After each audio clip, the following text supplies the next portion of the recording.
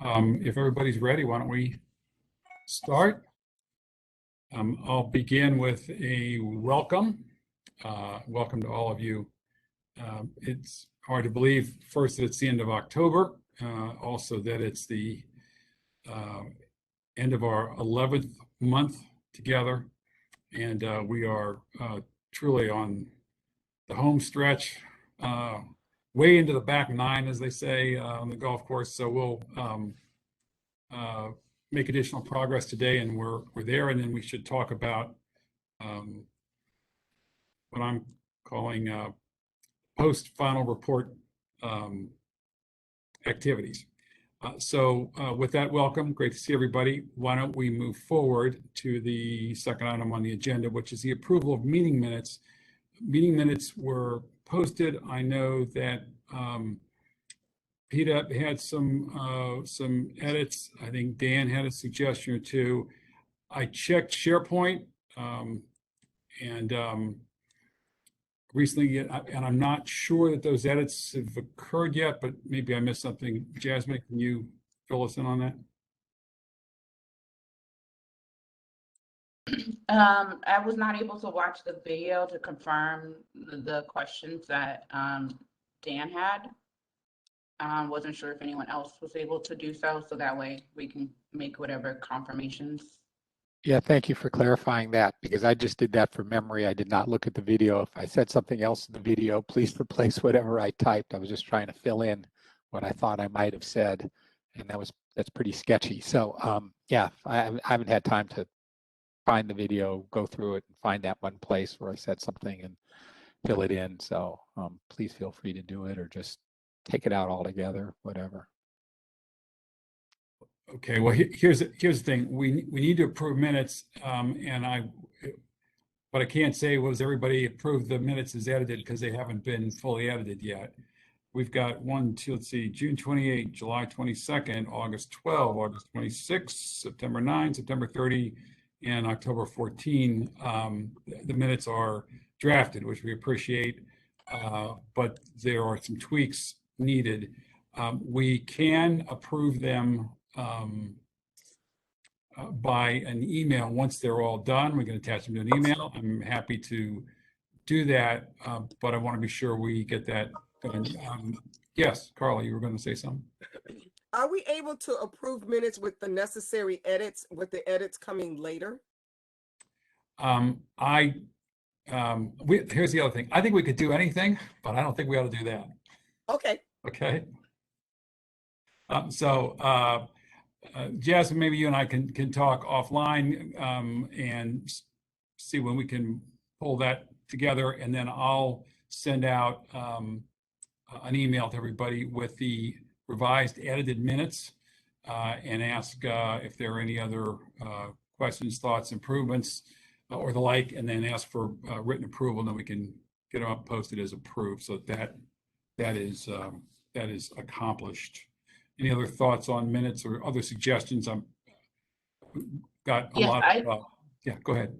Sorry, I just forwarded Peta's edits and questions that she had for the smaller email chain to the entire commission, so that everyone can see them in one place.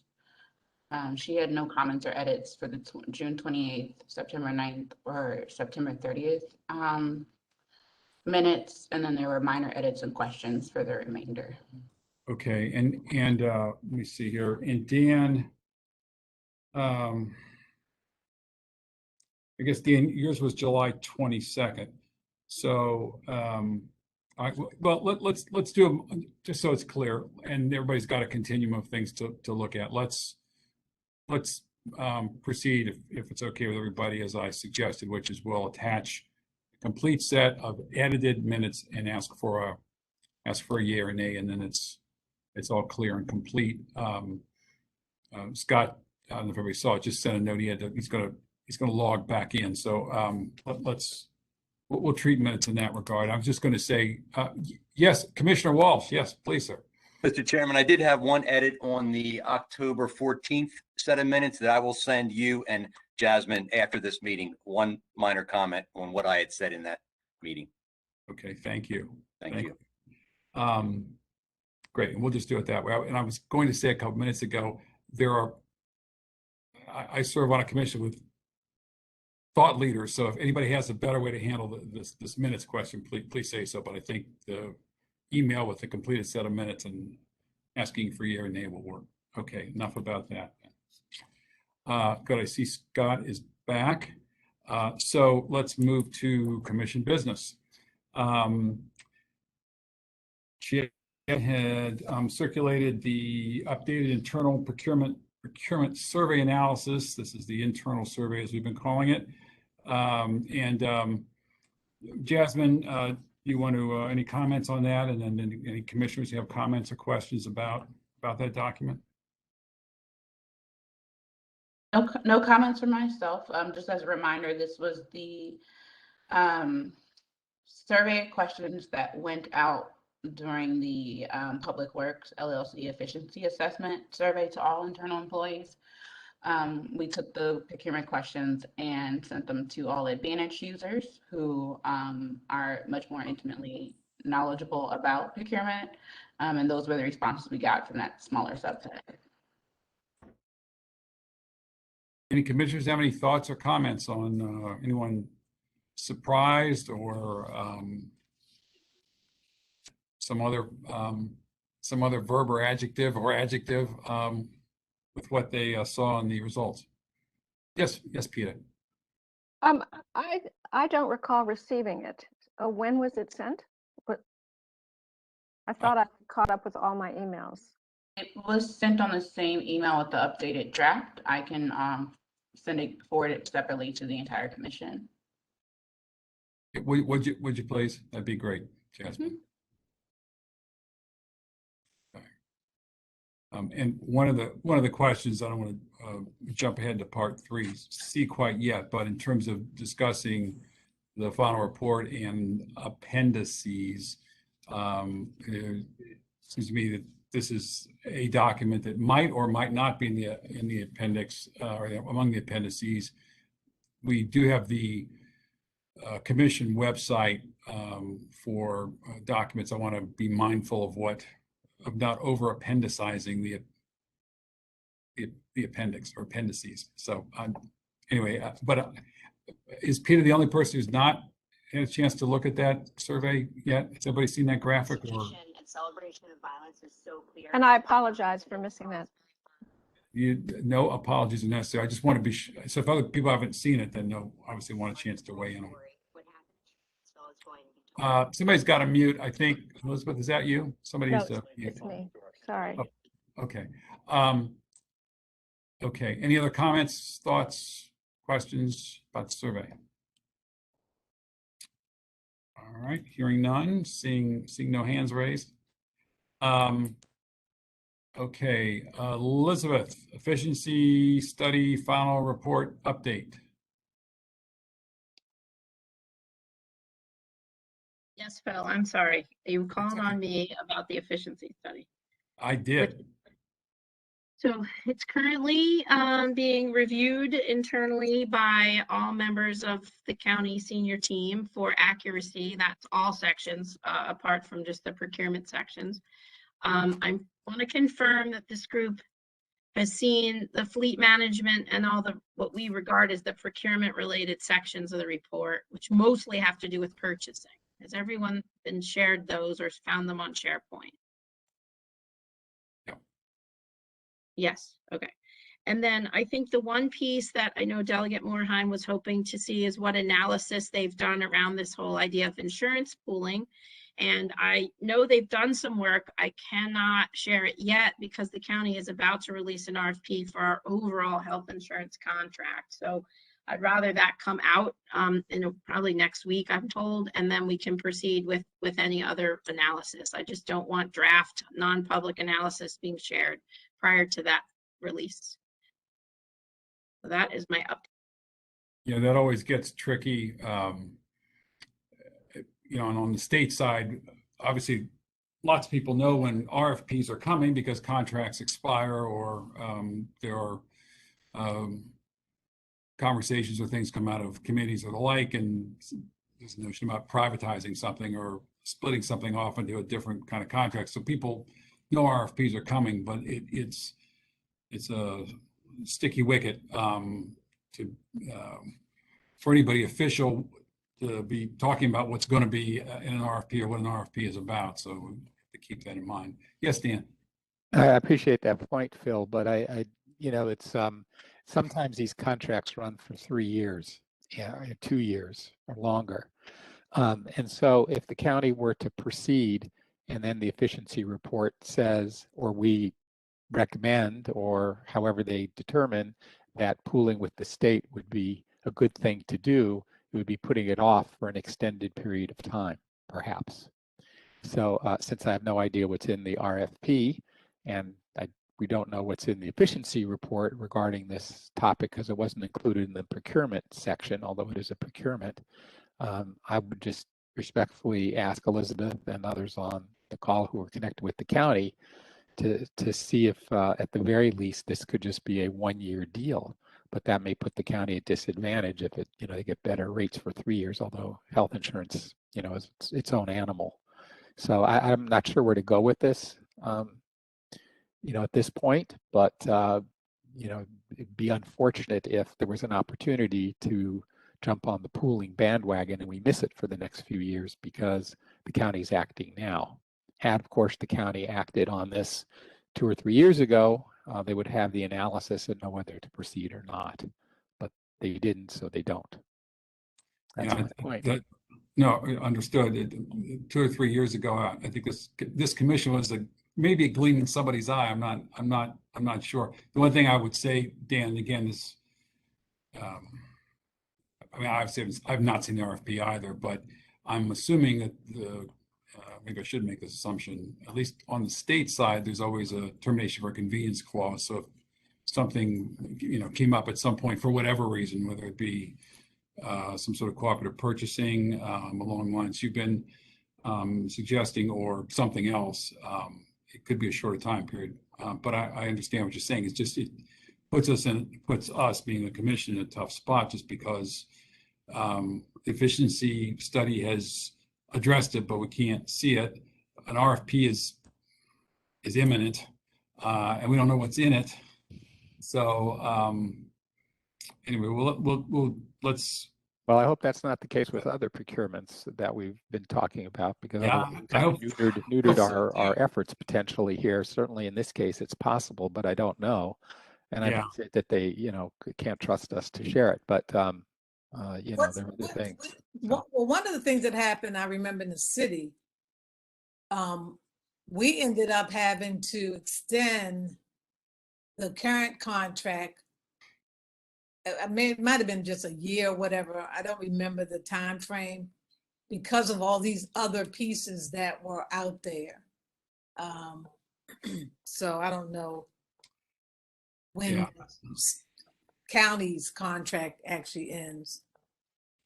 Well, Dan, your point about what other procurements could ostensibly be out there is, that's a great point. I also think it sort of is a reason why we should just focus on process, not on specific recommendations about what to procure, because we know what we know, and I think we've, if I may, done collectively a great job at running down and making recommendations on the things that we have information about and are ready to proceed with. Well, I appreciate the point, Phil. Let me just be clear. The recommendation is not about what to procure. The what to procure is clear. It's health insurance. Mm-hmm. It's the process of that procurement, which is exactly in our domain that we tried to talk about. So, the county procures snow removal, the county procures contracting services, but our recommendations may be, to use one example, that the procurement should include consideration for various MBE requirements or sustainability standards or efficiency standards. So it's the what would be the cars, but the recommendation is fleet. The same thing here. The what is health insurance. The process is to do the analysis and figure out what makes sense and what doesn't. And the county has known about this for a few years. Sure. So I'll stop there on it, but I just want to clarify that point. No, you always make your points well, Dan. Well, let's do this. I'd like to I don't think there's anything else. Elizabeth, there's nothing else to say on the efficiency study at this point. I think, I didn't mean to cut off your update. Is that? No, that's the update that I have today. Okay. So then why don't we move to 3C, and then Dan, when we get to the, and let's take a walk, if you will, through the most recent draft final report, just to get some general comments. And then when we get to the cooperative purchasing piece, we can have whatever other discussion we need to on your point. But let's do it in that order, if that's okay. Phil, Wade Kach, may I make a statement? Please. Yeah, I've read through the report, the draft. Yes. And it just so happens that I also read through the 700-page audit report of our Baltimore County public school system, where there are anywhere from 150 to 200 findings. And the one thing that in that report that really impressed me is the fact that they took the findings and they rated them in 3 categories. Ones that should be pursued right away, a cure. And then you had a second tier and a third tier. And with Dan's point, it just, I really believe if there are 10 findings, I know I shouldn't call them findings, but recommendations that are in this report that the commission feels are vital to the county and things that can be done. I know the county administration is doing some of these. I already realized that when you read the interim report, the county is doing this and doing that as a result of research and findings that this commission made.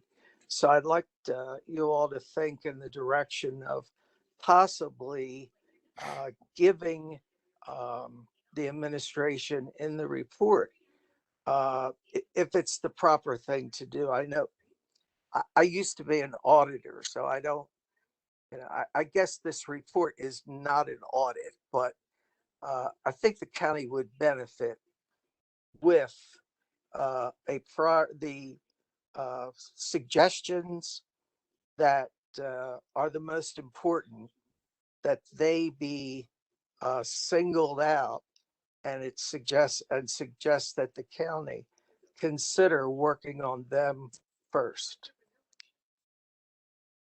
Thanks, Wade. I think some of that was done in the interim report, particularly with respect to the purchasing office and hiring and personnel needs and the like. And I think that's a very interesting suggestion. My concern is we have 30 days to get the report out, and I am told, I was about to go into the timeline here just for a second, that we're going to have our final report by the 15th of November. And so that allows another round of edits, which I'll get to after our discussion today. And then some real fly-specking review, just to be sure the edits are right, and then off it goes. So I guess my point is, if we can reach an agreement that, for example, among just to pick one, if you picked sustainability, if we said, well, let's pick the one, let's take each recommendation and make it a 1, 2, or 3. I think we're going to need a bunch more meetings for that, and our authority and jurisdiction, if you will, runs out in a month, and really we've got 2 more weeks to get our work done. So as we go through this, if everybody says, oh, mindful of what Wade said, yeah, let's put this one in bold and let's do this one first, and everybody's agreed, that's fine. But I'm not sure we have the time to reach a consensus going through each one of these recommendations to do Phil, that. When this report is finished, Yes. will you be presenting it to the county council, or Elisabeth, will you? It'll be, well, the interim report, Elizabeth is probably better than I to answer it. So So, it will be emailed. Councilman, this, Yes. the executive order, I'll triple check it, but I'm fairly certain that the Procurement Commission report is indeed to be submitted officially to the county council and the county executive. And if council would like a presentation of some sort, that's certainly doable. Well, I think that if Phil does the presentation or you, Elizabeth, that I believe that would be very helpful Yes, with the presentation, that you highlight what is the very major issues and, and just suggest that, if the county were to act on this now, it would be a positive. Now, the council isn't, I guess the only role the council would have in this should something need legislation. Isn't that Yeah. correct? Yeah, okay. Yeah. And so, I maybe in your presentation to the council, you can discuss, but just put an emphasis on those issues that are you and the administration think are particularly important to pursue ASAP. If you take a look at that school audit report, I think they recommend that the school system start implementing some of the, I think 120 some of these recommendations in the first month. And I don't know if you had a chance to read, Elizabeth. Yes, I'm familiar with it. Yeah. I was not as involved as I am with the forthcoming government one. But Sure. I think on the government one in particular, we're in part waiting for some cost assessments, because while there's savings down the line, just like with this report, if we want to reform purchasing, we're going to have to invest in staff and training. So I think those are the kinds of things we would want to flag. They're both budget implications as well as as I think about where we're headed, there may well be some legislative implications. I'm seeing Carla shake her head. So I think this is a good idea. Timing wise, it may not be till the new year, Right. but I certainly want to raise it with the county administrative officer. So I think we can put that on a to-do list after the report is issued November 30th. Okay, and Phil, I certainly understand your concerns. I mean, you're right. I mean, it's kind of maybe too late, but I think there are different ways that we can approach it with the same results. So thank you very much. Thanks, Ray. Peter? The efficiency report is going to be coming out also, and I expect it's going to be, a lengthy report based on the results of the Baltimore County Public School report by the same group. And that presentation to the council may in fact prioritize its different sections of recommendations. In reading through it, so far as I can tell, our recommendations and theirs are tracking, like parallel track. And so I don't know that it's necessary to take the time now to try and prioritize when we have this $1 million study coming behind us with the resources and the recommendations in their hundreds of pages. Thank you. Thank you very much.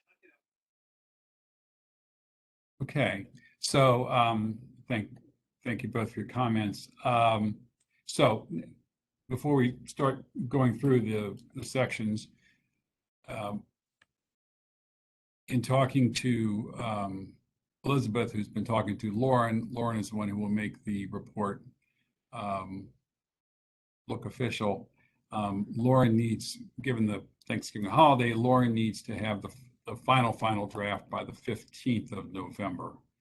So the idea would be, obviously, we're going to talk about the draft now. We're not going to, if somebody points out and says the word "there" is misspelled, so we can pick that out here. But the idea being that if there are any additional comments based on what people hear today, based on another read, they should get those to Jasmine by November 3rd, which is next Wednesday.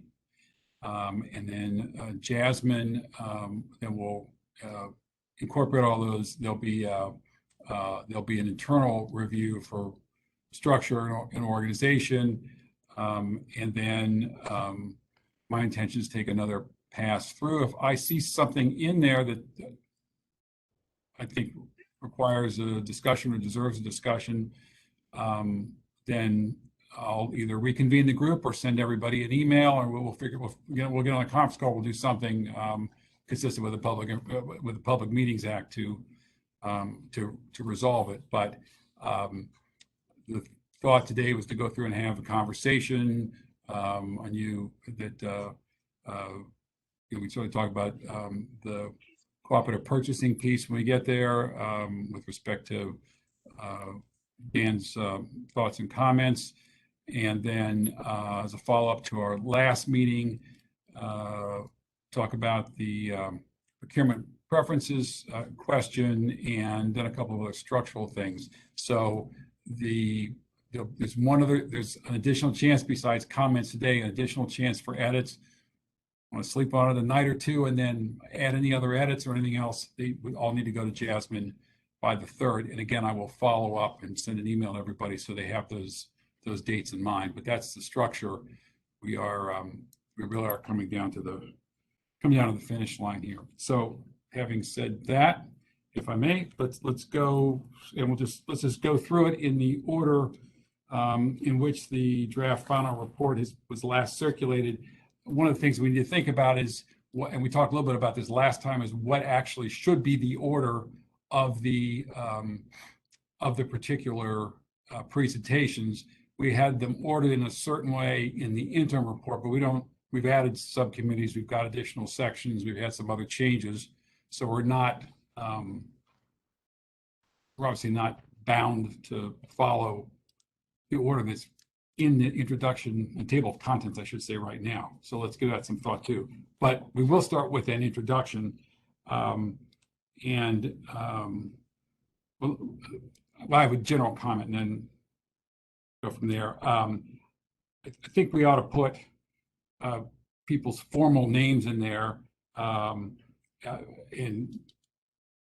so that could be fixed up. But for example, Steve Walsh. Do you like to be Steve Walsh, or do you want to be Stephen, whatever middle initial and whatever things might come after your name? I mean, you tell me, Commissioner Walsh, for example. Dan, are you Dan Morhaim? You want Dan? I mean, everybody. If there's some other, I'm going to opt for Philip just for the fun of it. But if anybody else wants their name to appear in a different way, just please mark that up in the edits. Okay. And the other thing is on the. I want to double check, I think, on the listing of the various subcommittees. We need to insert Commissioner Jones' name, and we can note that Rick Benetti served during his tenure on the committee.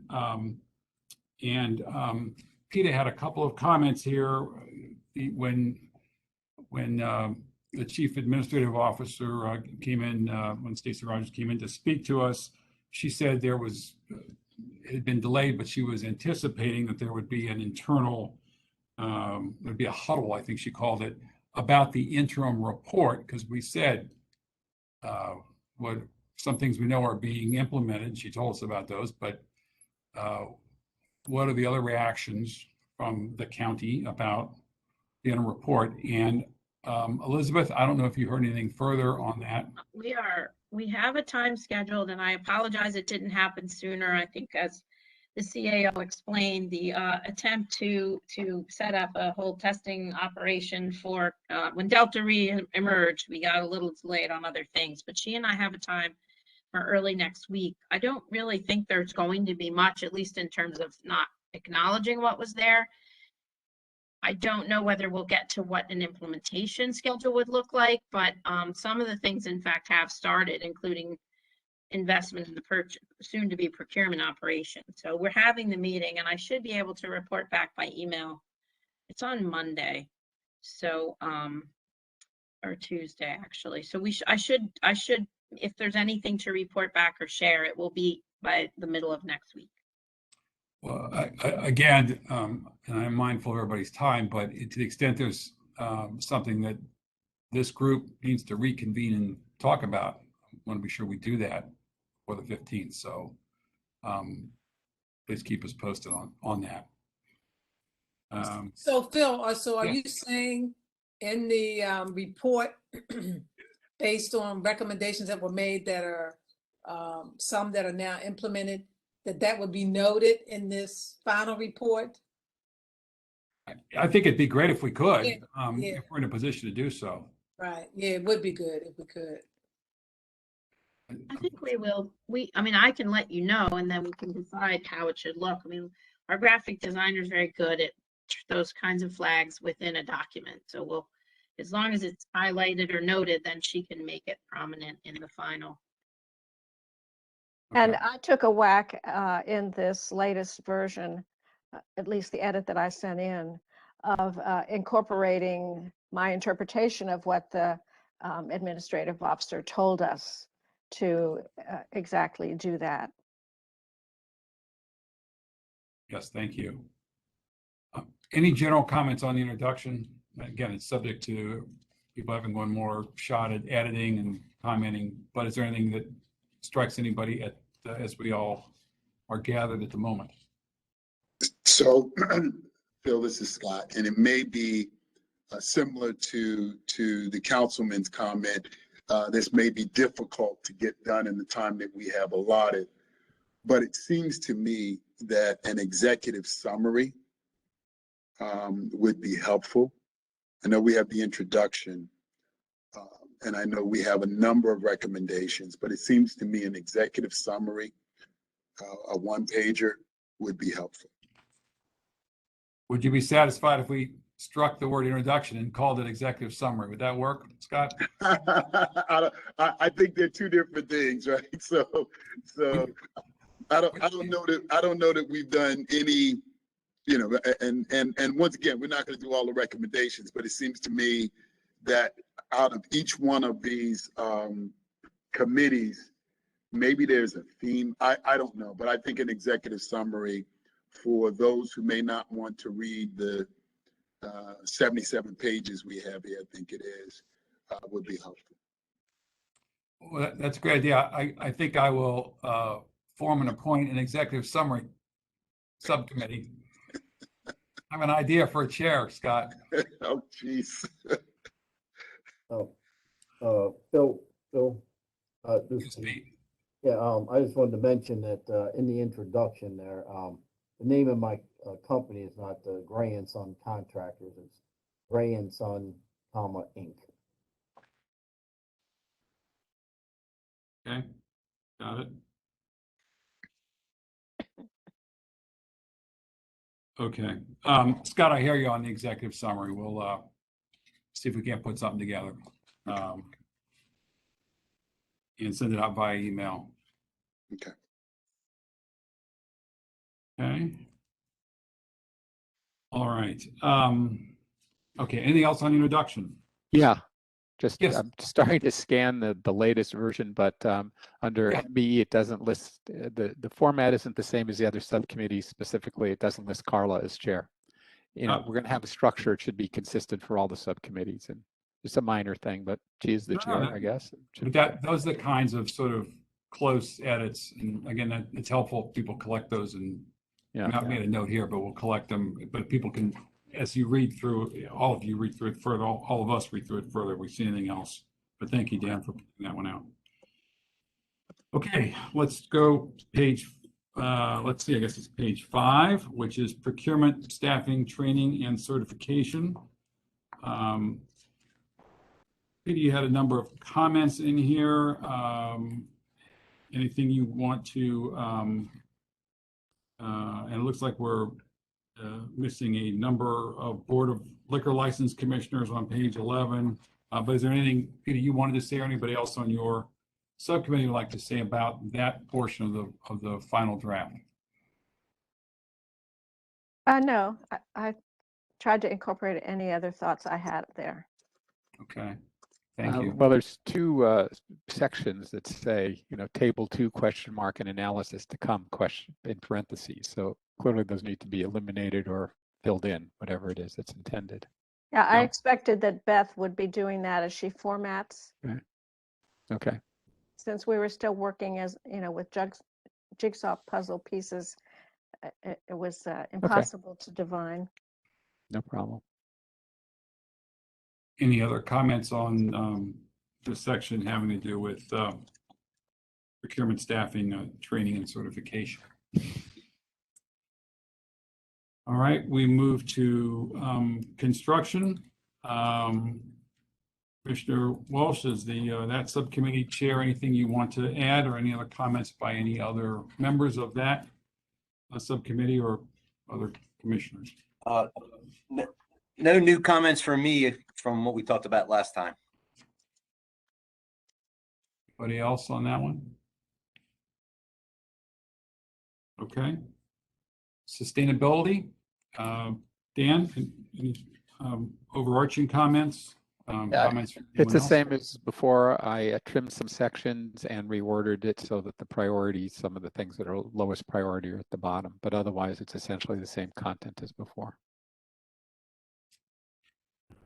There were a couple of comments on page 18. There's a bullet point that says historically environmental impacts have disproportionately affected low-income and minority areas for a variety of reasons. Policy and planning should take this into account whenever applicable. The county should reach out to the impacted communities and organizations. Baltimore County Code should integrate environmental justice into its procurement policies and plannings. And there's a comment that is a strong statement. And do you have any specific examples? And are we veering into policy there? Thoughts? I don't know who made the statement because I'm just getting to that now, but yeah, we could start digging out all kinds of examples, and some of them come from the city and the county, but I think it's pretty well established that the situation is historically that minority areas tend to get the environmental problems or site locations for things. So I wasn't prepared to start giving specific examples, but I bet I could dig some out without too much trouble by contacting the appropriate folks who would have that. But if somebody wants to, I don't think it's a strong statement. I think it's an accurate statement. But if somebody wants to, edit it specifically, go, let's see what it is. No, I mean, I agree with Dan, and I think maybe just cite some examples. I'll try and dig some out if you know some, but I know there've been, trash locations in eastern Baltimore County, and there's, avoidance of putting things in, some other areas that are have fewer minorities. Let's just put it that way. So, if you want, I'll dig a couple out and go from there. I made the comment, and I just thought that, it is a strong statement. And I agree with you. It's true, but we're just saying it. So it might help with another sentence or two with an example or two. That's all. Yeah, and I think I'm not disagreeing with anything anyone has said or about the accuracy of the statement, but I think the focus has to be on the last sentence, which has to do with we're talking about procurement policies and planning. So I think the whole point of the sustainability section is that our recommendations are that county needs to build sustainability criteria into its procurements as a general matter for the reasons we've stated here. But again, I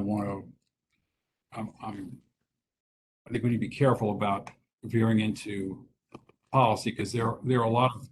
Well, I don't have any problem taking out the last sentence if that solves this problem. So with the concern. Okay, well, why don't we get So the examples and Yeah. see where it goes, and we'll all get another look at it. Okay. And it should integrate could be consider environmental justice or something like that, if that's the concern. Can I say something about the environmental justice? Of course. That is a big component at the federal level, environmental justice and how it plays into Title VI and all of that. So I don't know, Carla's shaking her head too.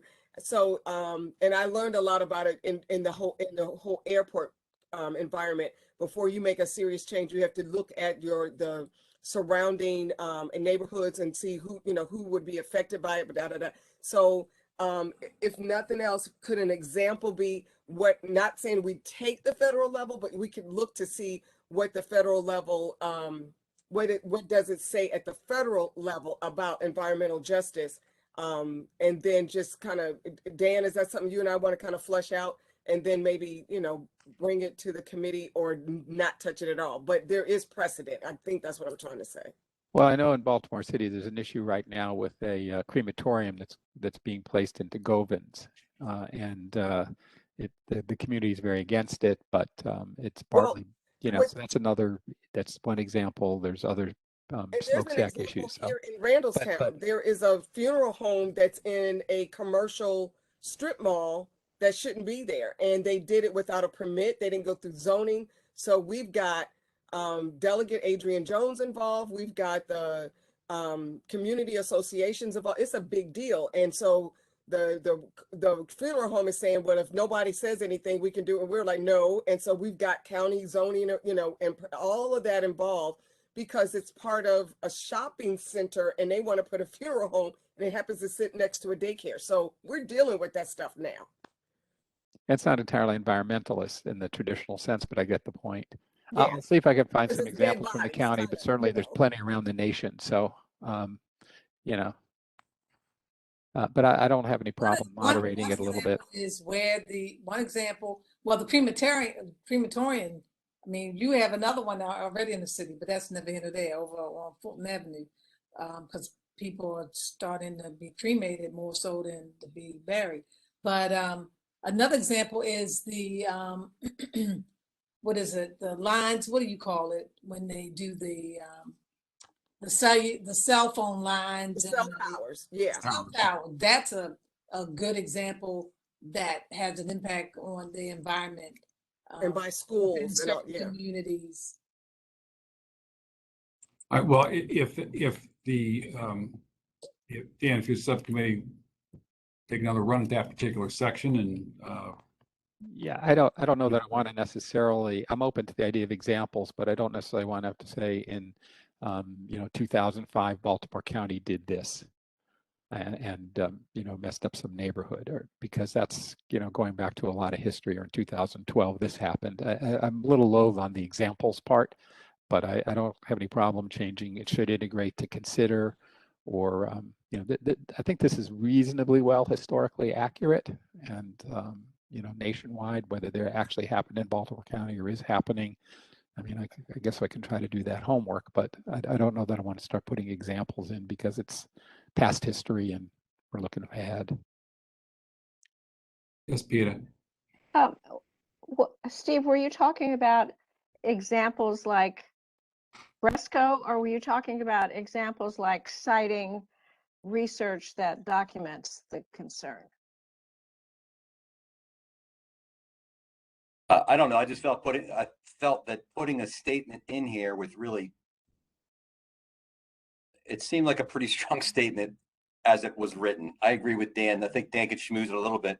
It would make me happier, but I'm not losing sleep over it if it has to be this way. That's for sure. It just jumped out at me when I read it. That's all. Okay, well, let's see what the next iteration looks like, and we'll make certain everybody is okay with it and take it from there. Page 19, the next page, again, there's a comment about that the county should create a sustainability commission. I didn't make the comment, but that I'd like to hear more about, it may be a great idea, but where that really fits in with procurement process. So I guess I'm using an example of what I created in Baltimore City. We created a commission that was made up of individuals who were a part of the environment community, along with planning and other agencies, where they were able to set a parameter of things that the department would then implement.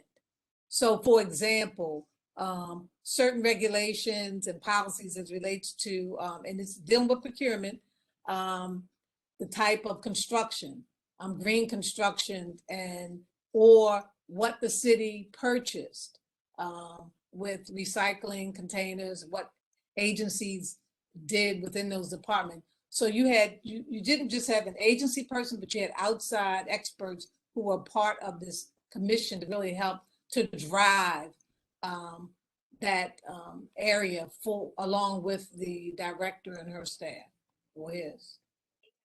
That's helpful, and that sounds like a great idea. Again, without trying to be too pinpointed about it, I just want to be sure in terms of a recommendation that we are making as to procurement process. Maybe that's something that, because I know we have other things about sustainability in the appendix. Is that something that's better in the appendix? Because again, that seems to me to be a kind of policy decision that the county can make about whether to have such a commission. It's up to me, it sounds great, but I'm just wondering if it belongs in among the recommendations as to procurement process. Well, I certainly would say that the first sentence ought to stand at the very least. The county supports a new sustainability officer with adequate staff and funding.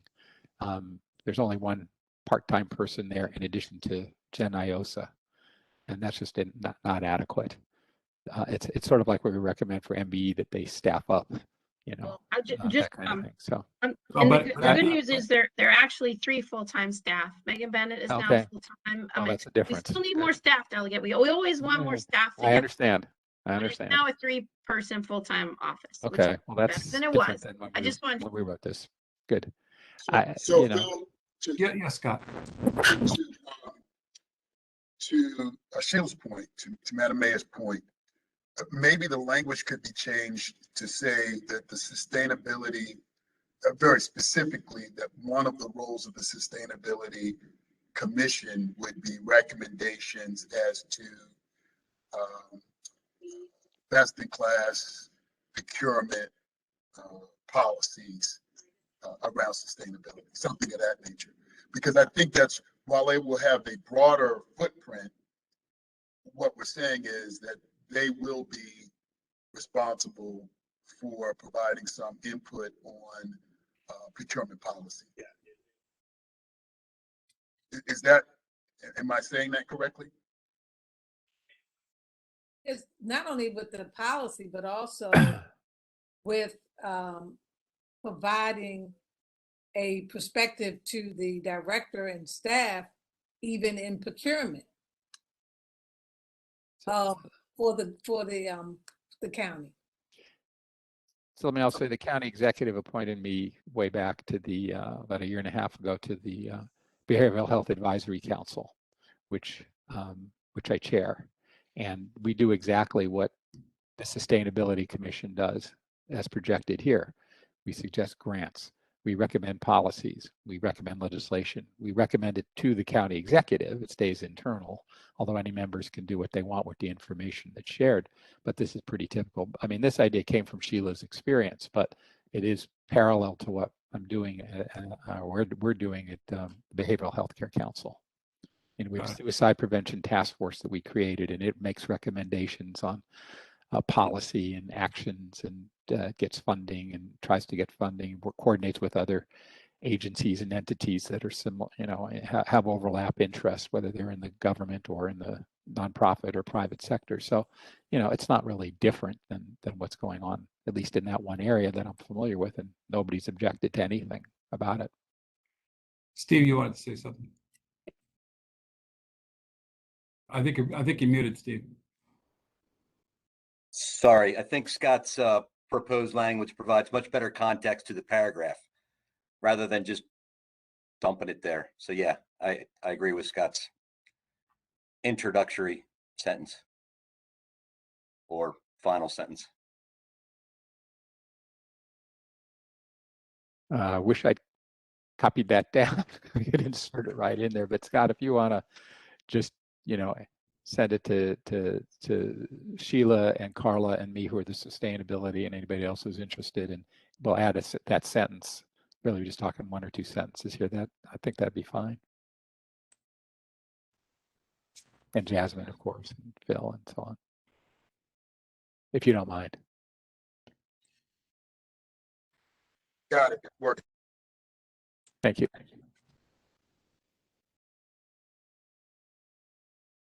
Let's see, there are a couple of comments before we leave that section on pages 26 and 27. And I think they're clarification type points. Peter, there was a reference to September 30. I think that's probably the end of the fiscal year, although I'm not sure about that. Elisabeth or Jasmine, you'll want to confirm that. And then let's see here. And then on page 27, there is a, this has to do with the suggestion the Procurement Division complete a report on purchases of recycled environmentally preferable products. And there's a number 8 says status of efforts by printers, contractors, and grantees to use recycled products. And I think, Peter, it's your comment, but it looks to me like you're asking, are we talking about printing companies or agencies, or wasn't really clear what the subcommittee meant by printers there. Maybe Dan or somebody can enlighten us for purposes of editing. I don't think Dan can enlighten on that one, so I'll just get rid of it. Some of this, I think, came from other source.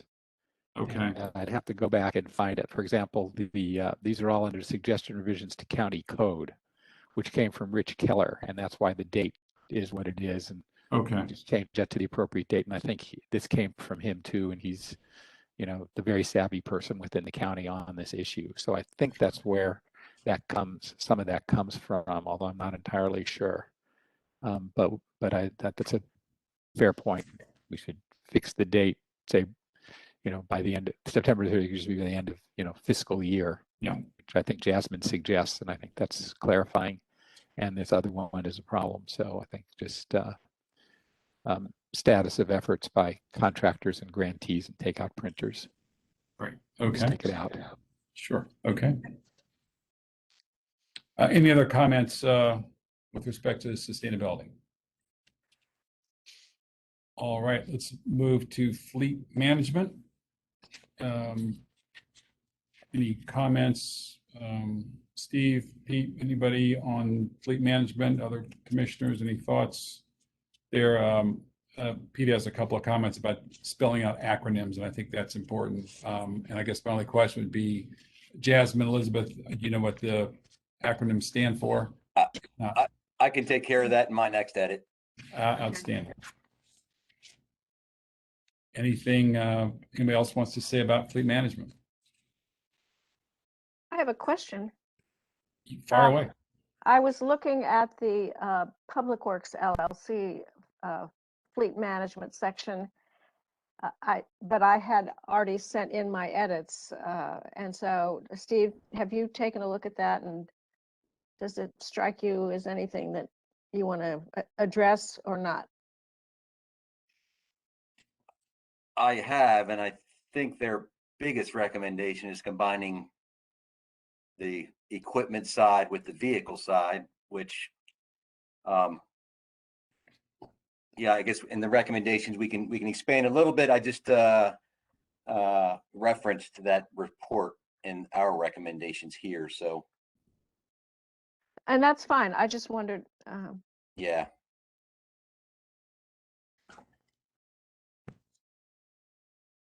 That would be sufficient. Should be sufficient. Great. Any other comments about property management? No, fleet. Fleet management. No, we talked about fleet. Now we're talking about property. Carla, you're getting the chair off more confused than he normally is. Okay, we talked about fleet, property management. Anything about property management? Okay, good. Best practices, and there are a couple things here. Peter had a number of comments. We also have Peter's graphic to discuss.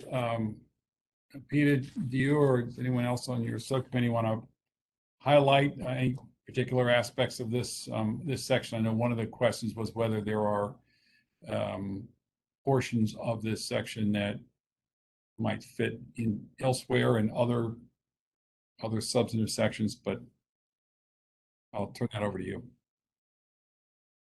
The format and location of pieces of that was my major comment, and I'm glad to have input from other people. It does sort of, having it the way it is as a whole entity does sort of address one of the issues that's brought up in the LLC report, and that is focusing on best practices, and that's certainly something that the county executive and the administration have been doing. So I just wanted it to be reflective of all of that, and I don't know if what I proposed as a format does that.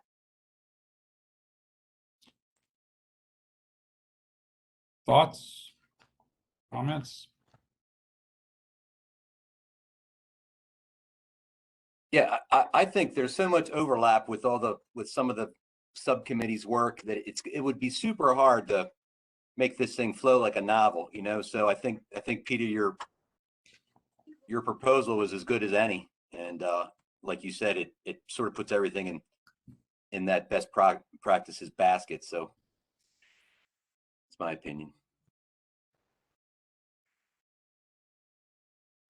Other thoughts, comments? I'll make one other comment if it adds to the thought process.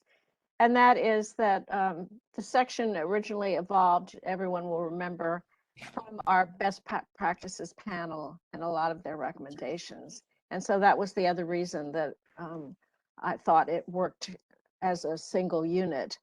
But as you go through the other sections, it may be that some of the references in your own subcommittees sections that refer to best practices could or should be included in this section, either separately or as a repeat of what the subcommittee finds or recommends. This is Carla. Based on what Peter said, is it possible that where best practices are listed in other areas, we can do an asterisk or something within best practices and say see XYZ recommend. I'm not a something, you know, but whatever. Let's say see sustainability page XYZ for best practices, or you know, and that way we're not repeating, but we're doing the cross-reference piece. Beth can be a big help in that regard, because a lot of times the graphic reference or the color usage or whatever can help bring those things together without extra verbiage or extra editing. So if so that would be something to ask of Beth, Elisabeth, and Jasmine. Oh, yeah, I think I would Lauren, ask- our graphic designer is actually Lauren. We have lots of Laurens, sorry. lots of Beths. No, it's okay. I think, I just want to be clear, because I know that the most valuable parts of this commission's report is going to be the work we learned from the other jurisdictions and the best practices that they flag. And I'm glad that that's poised to be prominent. I agree that we don't want other best practices that came out of subcommittees to get lost. So I think we will, Carla and Peta, figure out a way to cross-reference, because that is, I'm thinking ahead about ease of implementation, and it'll be so easy. It'll be so much more applicable if we know exactly where some of these best practice innovations are in the report. So we'll do our best to make it clear. Question. What is on page 34, the word enterprise starts to appear. Being a Star Trek fan, I think of the starship, but what is enterprise referring to exactly? I included that because that's language that the administration uses. Enterprise-wide is the term that is used and has been used for the last several years. It's starting with the strategic plan and which began with the start of the Olszewski administration. And so that's what that reference is. So I sort of assumed that was going to be the case. So does that mean that we should go through the document and where it says the county should or so it should apply or whatever, we now say the enterprise to be consistent? I wouldn't say so. Okay, good. Thank you. I hope not. Wouldn't want to rewrite all that. Good. Only clarity I would ask is, so the best practices would go where? I'm looking at it on my computer and it's like after the various subcommittees. It would go before the subcommittees, correct? Or no? Well, it's a great question because I think the order, well, I'm just walking through the order of the document as we have it right now. I'm not sure this should be the order. All the subcommittees are important. They're all important topics, but that's another thing we ought to discuss. I mean, the whole purchasing office support and organization and certification seems to me that's something that would go towards the front. The revisions, even though it's not a long section, the revision to the code, the code and the manual also seems, again, one of those predicate things upon which you build from there. And I think the Same best thing, practices. would be Yeah. too. Yeah, that's sort of, and then the others can be in alphabetical order after that. But that's other thoughts on that. But I think you're right. There are some things that ought to be probably at the front. Commissioner Field, can you hear me? I sure can. Yes. Yep. Rose. I have a quick comment. I'm not sure whether this may be like the appropriate place to say it, and maybe this may be something that I should direct specifically with Elisabeth, but I'm asking anyhow. As we were talking about, like the cross references to, different to best practices and notating, those that may be in other subcommittees, I wonder, would it be beneficial either in the Blue Ribbon final report, or even the Public Works LLC final report, to identify those best practices that are shared by both, committees? I think it would be beneficial as the recommendations go up, that is very clear to see where there's some similarities and some, joint agreements in some of those best practice areas. Thank you, Rose. That's on my personal to-do list. I think the way these projects are shaping up, they're so parallel that I think it's going to be in the implementation phase where probably really Beth Stamick and I are going to do that cross-reference, but it is why having them bolded, colorful is going to be that much more helpful. Because I agree, we on the implementation side are going to want to see where there's agreement, where there's not divergence, but just different approaches. But I think we're going to have to just make sure it's clear in each report, and then we'll go back. Okay. Appreciate Thank you. that.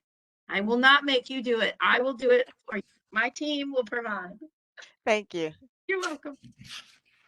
What I've seen, there really isn't much diversion between the sections that we've received so far anyway. So that makes it easier. And they had the resources and the liberty to elaborate on a lot of the basic recommendations that we had divined on our own.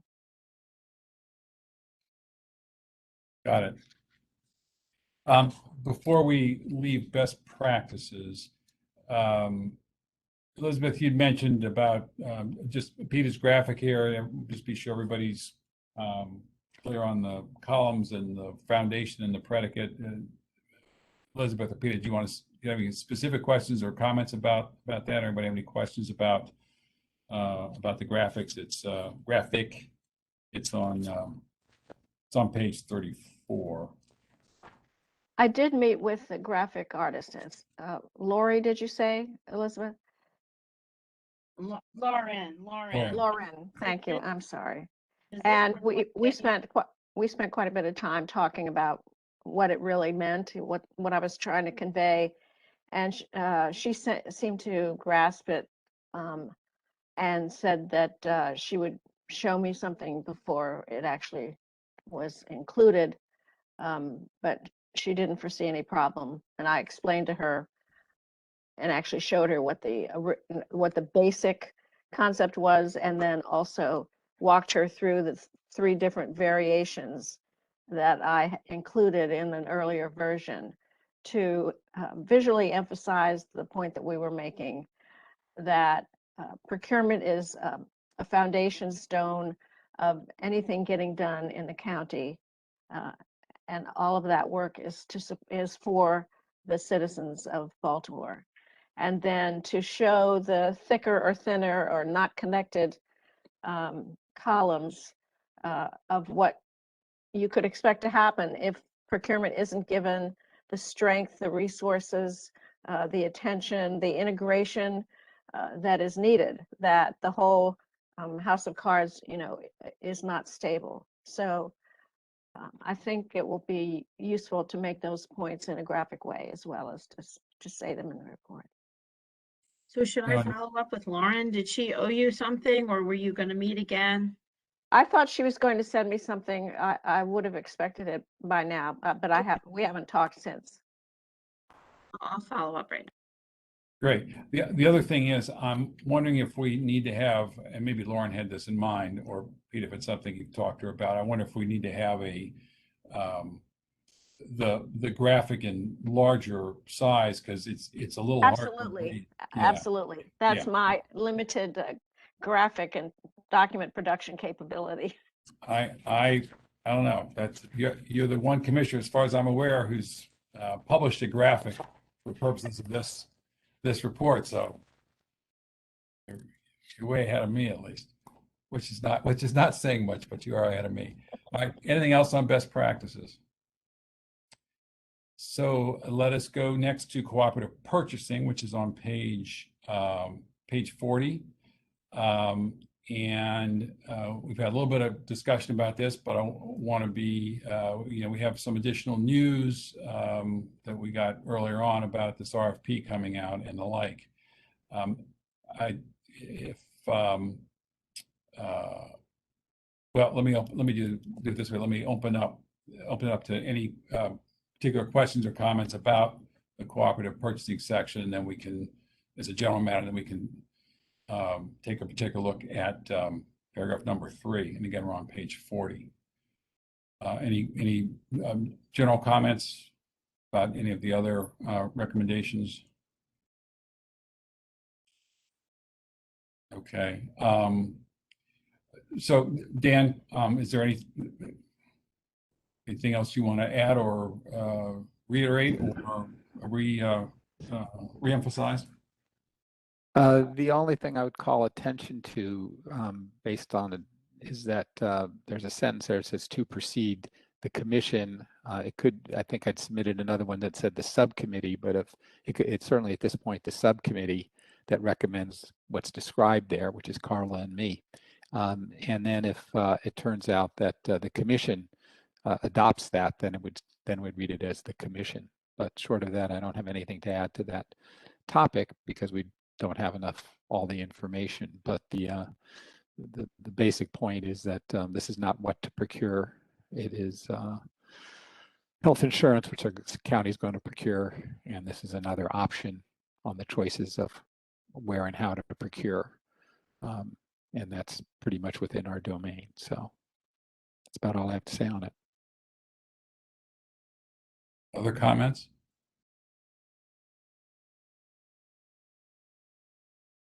I think the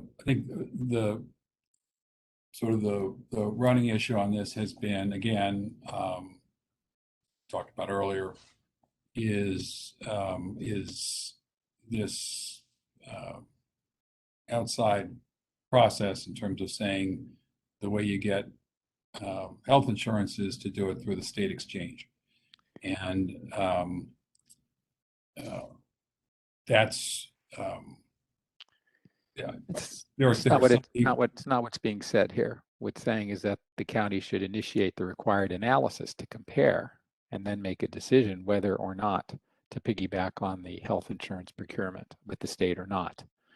It's not saying you have to do that. It says you should do the analysis, because the task force that came after the legislation, and in about 14 states they do this, and they save substantial amounts of money. I mean, it's just sort of common sense pooling. The larger the pool, the more the risk and the expense is spread. But it doesn't say you should do it. It says you should check it out. And I think that's pretty reasonable. Okay, and I get your point entirely. And I guess the question now is, now we've learned the county has an RFP going out next week, or whenever, the next 2 weeks, whenever it is. And we also know that the efficiency studies address this, and I'm not sure what they're saying either, which I don't think has to control what we do here. But armed as we are with the knowledge that the county's proceeding with an RFP, I for one am concerned about suggesting that they ought to be doing something else other than the decision they've made to proceed with the RFP. And again, it'd be much better if we could see what the efficiency study says. Maybe it says, Dan, exactly what's said here. I don't know. Well, I think for the purposes of finishing this in 2 weeks, this is the work product that we have based on the information that we've been provided. And this is what the subcommittee, went through and came up with. I think we ought to accept that recommendation, and then the county, reality may dictate other things. But, this otherwise we're just speculating what the RFP says. We don't know what the efficiency report says. They may put out the RFP, it may take months till it comes back. I mean, we just don't know. This is our product, and I think this ought to be respected as such. Sure, and I don't disagree with the notion about it's our product, but that sort of makes the next point, which is it's the commission's recommendations, and I hear you. There are lots of things we don't know, but one thing we do know is that somebody in the county's made a decision to issue an RFP next week, and I'm for one, I'm loath to muddle into that, just because I've seen the mischief that occurs on the state side when at the verge of the RFP. Well, if it doesn't apply to this RFP, this is would be applicable to their next RFP. Again, we don't know when this RFP will go out exactly, when it will be awarded, how long it will be awarded for. But all we're saying is do the analysis and come up with a plan. The plan could be 2 years from now. It doesn't change that. Okay. And any other comments? Yes, Peta.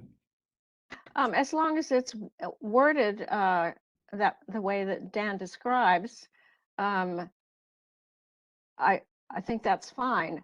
In terms of risk exposure, and putting on my old contract negotiator hat, I wouldn't want the county to be in a position of, say that there's a dispute on this request for proposal award. And so the unhappy offerer says, well, the Procurement Commission says you should do this. As long as the wording is such that we're not interfering with the process itself, that would be my only, concern. And that can certainly be addressed if the wording that Dan describes is what is in there. Well, it says recommends. It doesn't say must do or shall or demands or some other version. It's just a recommendation. everything we're doing is a recommendation. The county gets to do what it wants, you know, Mhm. and the council and the county executive and his team get to decide what they pick and choose from what we recommend. So it's just a recommendation. It's not a demand. Mhm. Well, Phil's the one who's the expert in what arguments a contractor might make when they go to dispute a contract. So I'm happy if you guys are happy. Yeah, I always prefer to represent the bidder who's been selected and is trying to fight off the protests and representing the protester, but I do both. And to your point, Peter, the idea, you know, protesters have to be creative, and I'm sure what we say in this report will be utilized however somebody might see fit in that regard. As I see it, then there are two aspects to this, and we do have Appendix X, which also describes it. The draft on page 40 in paragraph 3 says the commission recommends the county initiate the required analysis with a comparison of costs and benefits, along with the involvement of the impacted employee groups in the process. And then after an objective analysis is complete, a decision can be made whether to have piggyback health insurance procurement with the state or not. And so Dan, you said a moment ago, well, we could say the subcommittee recommends it, which is accurate. The other question is whether the whole, as written, it says the whole commission recommends it. And so we can have a show of hands, and if we have unanimity on the commission, again, I take our charge looking at the executive order is that what's our responsibilities are for the commission to make recommendations, not a few commissioners or some commissioners or plurality. So my view is if we can't all agree on something, either because we can't agree as a matter of having looked at the materials and information that's available to us, or we can't agree because we don't have enough information, or whatever the reason is, if we don't have unanimity, then I don't think it's a commission recommendation. So to say the subcommittee recommends it, and not the whole commission, I don't know that we've called that anything else that a subcommittee recommends that the rest of the commission doesn't. Maybe this is the only issue that's like that. So I guess let's step back. Is there unanimity to say, based on the language as it's written here, that the commission recommends the county initiate the required analysis? Is there anybody who disagrees with that? May I ask a question first? Sure. I think Dan just said just a few minutes ago that he agreed to change it to the subcommittee recommends. Yeah, let me say I would change it if I prefer that the commission recommends, because everything is a commission recommendation. So I think we should do that. If there is not enough support or whatever Phil counts here, then I would say you make it the subcommittee. But let me also point out, being a taxpayer, I'm not covered by county health insurance, but being a taxpayer, the savings, the amount of money is so large for health insurance that the savings that have accrued in other states are substantial, because 1 or 2% of all that money, I didn't go into it this much, but is a lot of money that can be, because health insurance is very expensive. So not only do you tend, and the study shows, and the task force that followed show that people get better health insurance, but the jurisdiction saves substantial amount of money, as with the school system, money that could obviously be, done, other things, reduce taxes, or spent on other programs that are needed. This is not the kind of thing, by the way, Peter, I'm not entirely sure. I get your point about litigation, but this is basically going to, Care First, and they'll have a program that says Care First, United, Kaiser, the same kind of program. It's not like there's going to be a lot of, it's not like bidding out a road where there might be 5 or 10 or 15 contractors. It doesn't work quite that same way. So I don't know that there even is an aggrieved party as such. Yeah, Dan, So- you can't make that assumption. Those are all fine can't. companies, by the way. So I have a Yes, Pete. recommendation. Go ahead, Pete. So It is saved money for the jurisdictions that have done No, this. and I think we say that in the appendix. I guess what's going through my mind is that again, this goes with this news that there's RFPs coming out. So that I'm making an assumption that somebody sat down and said, all right, what are the criteria? We're trying to procure health insurance.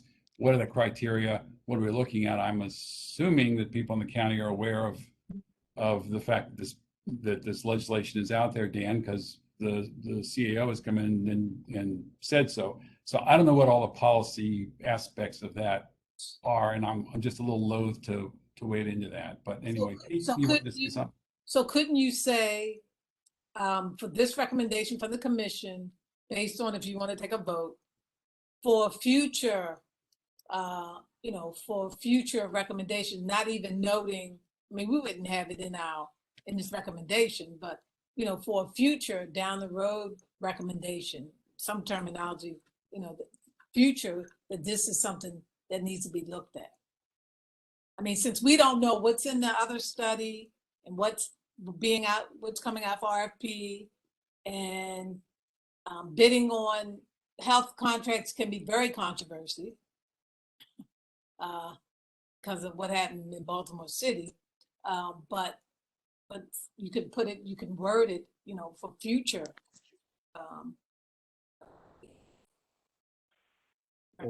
Or maybe you could just say that the commission recommends that the county consider initiating an analysis, not requiring them to initiate. So, Okay with me. I mean, whatever you want, Phil. I mean, I think what Pete said was fine. I mean, it's just trying to make the point that someone has to do the homework of figuring out the numbers. And basically what happens is if let's just use Care First example, the county goes to Care First, they say it costs X amount of dollars to take care of this 1,000 employees. They go to the state, it's still Care First. But but because it's a bigger pool, it might be marginally less. That's the only difference. It's not, there's no other, they're going to have the same thing with United, with Delta Health, Dental Health, with the other health the other health provider, name them blank, and then Kaiser will be the same thing. It's not, there's no other entities to go to. CareFirst is 75% of the market in the state. So and we don't have a network adequacy issue here because there's plenty of network in the Baltimore metro area. Okay, so let's see where we are. Are we now looking at adding the words says to proceed, the commission recommends the county initiate, and would instead say to proceed, the commission recommends that the county consider initiating analysis? Is that the suggested amendment? I would stay with the original one and then change it if we have to. Okay. I think if it's clearer, recommends and consideration is really kind of like nothing. Okay. Just trying to process everybody's comments here. So let's go back. As written on page 40, is anybody opposed to the language as it reads right now? I don't know if everybody's got it in front. I'll read it one more time. To proceed, the commission recommends that the county initiate the required analysis with a comparison of costs and benefits, along with the involvement of the impacted employee groups in the process. Period. After an objective analysis is complete, a decision can be made whether to have piggyback health insurance procurement with the state or not. So as stated, the commission recommends that. Let's do a show of hands. I can't see a couple people's hands. I can't see Wade or Jermaine's hands, but in favor of that, let's raise your hands. Bill, it's Wade. I'm an absolute yes. You're an absolute yes. Okay, let's see. We got 1, 2, 3, 4, 5. Did I count correctly? Okay. All right. Okay. So there's 5, 4, 5, I think it should be 6. 6. Okay. Well, that gets back to the other aspect, which is, to me, that's not a commission recommendation because there are 4 people who are opposed to it, 4 commissioners who are opposed to it. Well, does not voting mean they're opposed, or that means they're not voting? Is anybody abstaining? Anything from Jermaine? There's Jermaine. Okay, that's 7. Jermaine's for 7. Okay. So I am not abstaining. I'm against it as currently worded. Who else voted against? Didn't vote for it? You know, Phil, it's Wade again. I think Yeah. to include it as a subcommittee recommendation and not a full commission recommendation really waters it down as to whether or not it's a important recommendation or not. It's a very important recommendation, and I would ask.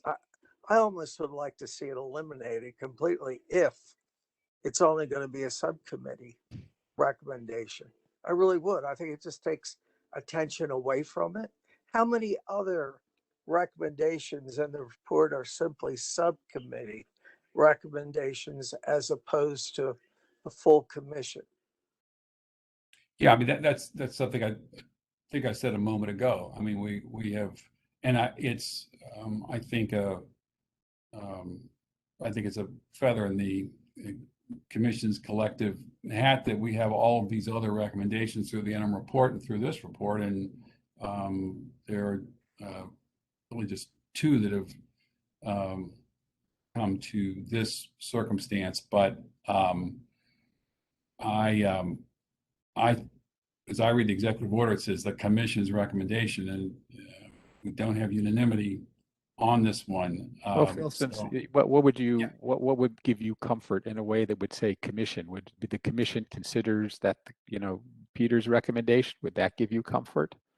I mean, I think where's your threshold here? Closer. Yeah, I'm just. I mean, I certainly agree with Wade. I'd like it to say the commission, and it actually means something rather than take this whole concept out altogether. I think the concept needs to be in there, but you're a wordsmith, so what works for you? Well, I think something along the lines of what Peter is saying. That plus the appendix information, I think, is fine. Then let's do that. If that's what it takes, then let's do it.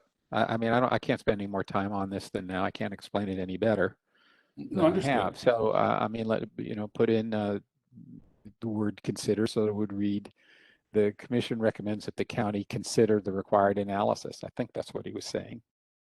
And if that does it, then that's fine with me, and let's move on. Okay. Is there any other comment about that? Peta, anybody else who had a problem? Go ahead. I agree with the edited version. Great. So I certainly never wanted to imply that it should not be considered or included. So initiate changes to consider, and that's the change, one word. That's fine. Let's move on. Everybody good with that? Okay. Yes. Yes. Thank you. Okay. Page 41. It says purchasing code manual revisions, but there's nothing there. I think we were just going to import the page from the interim report. And Dan, I think at the last meeting you mentioned, because something you and Scott have both emphasized, and I think everybody agrees, that there is this the hierarchy of which document controls, and that is addressed squarely up front in the interim report section, and we'll just plug that in here. But I don't know if there's anything else. I actually think it's in this report, unless I mean, I remember reading it. So let me just see.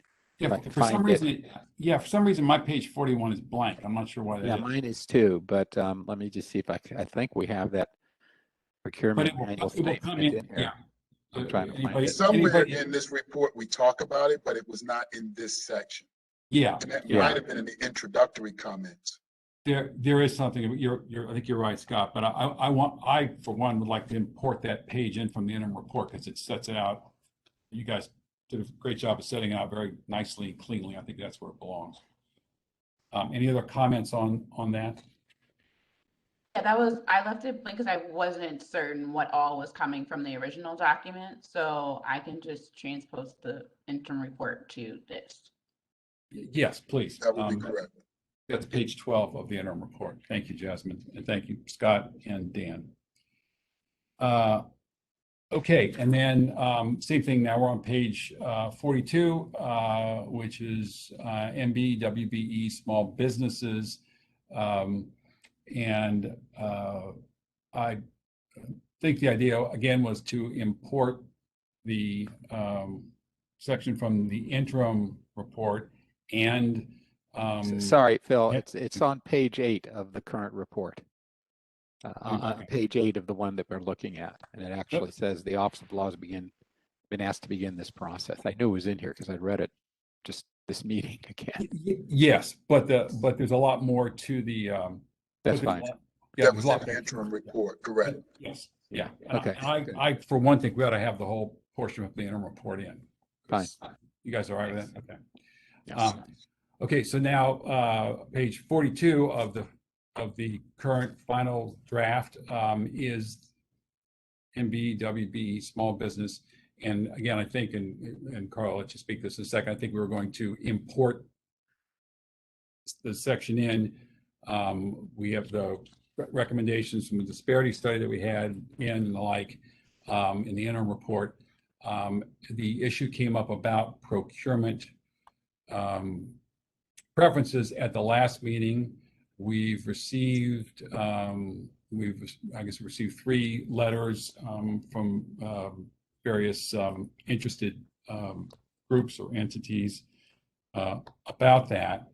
And I also understand that the procurement preferences as a general matter, and again, I have 0 details, maybe somebody else does, that's something the county is already generally talking about. Nobody's asked our commission to take a look at anything to say, gee, we know the state runs its procurement preferences in the following manner, or we've seen other counties do it this way, or anything else. So we've gotten the outside input. Pete sent a lengthy email discussing this, and I think after the last meeting, Carla, you were going to see if you could have further conversations with your subcommittee and see if there's anything further to offer up at this point. But again, this is another one of these things where we have some news, which is that the county's actually already talking about. So let me start first by the name of this subcommittee should be Minority Women Business Enterprise, and then include the disadvantaged business enterprise. There is no small businesses in this that the county has. Small businesses is a totally different thing, and small businesses in the way it's written is not a certified category. It's small business enterprise, which is part of this discussion. But for the purposes of the report and what we're calling it, we need to call it what the office is, or call it disadvantaged minority and women business enterprise. I think if we do it that way, and that's more for notes for Jasmine and Elisabeth, that would be better. So I want to start there. Yeah, let me just stop you one second, Carla, because looking at the executive order, one of the things that we were asked to do is a comprehensive review of procurement and contracting trends for small and MBE and WBE businesses and the like. So I think we need to be at least mindful of small businesses. Okay, so that's going to create a little quagmire because. Fire away. All right. Carla's office there is no small business program that's in place, which is part of what this whole issue about the small business preference program was supposed to address. So that's one thing. When we talk about small businesses, let me give an example. When I say small businesses, I'm talking about retail, the small man business owner that's in a jurisdiction. So it could be any and everybody. The role that Carla's office plays doesn't get involved in regular small businesses. So I want to make sure we're kind of talking the same apple and not apples and oranges. And Carla's shaking her head no. So I need, before we move down into what's the issue, I'm gonna let Carla say, what does the office cover and not cover? Let's start there. So we can title this correctly, because out of that title is going to be how we deal with these other issues. So go ahead, Carla. So before we do that though, Carla, I want to make sure because I think we may be in your definition or in your description, we're attempting to take our committee and have it focus strictly on what is today with Carla's office, or based on the commission's work.